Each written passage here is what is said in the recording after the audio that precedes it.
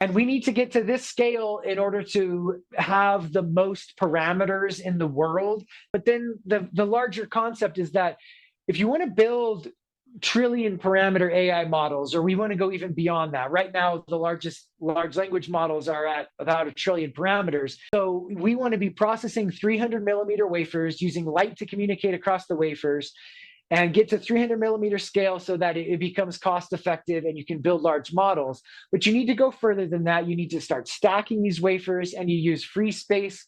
These little I'm trying to draw optical links here. So these are little optical pulses where a grating coupler on one plane transmits through free space to a superconducting single photon detector on the other plane. And that's how you can communicate vertically in columns. So this is intended to replicate the architecture of the human brain, where the neocortex has these columns of neurons, different layers that communicate and perform. They build the basic computational architecture.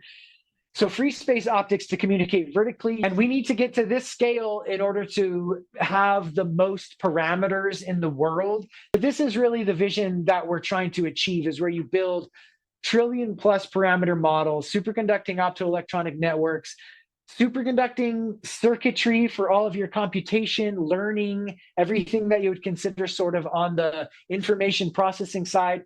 But then you transduce to the optical domain for communication, and that's at all scales, whether just to communicate to the nearest neighbors using little nanophotonic waveguides, or all the way across systems that are multiple meters using fiber optics.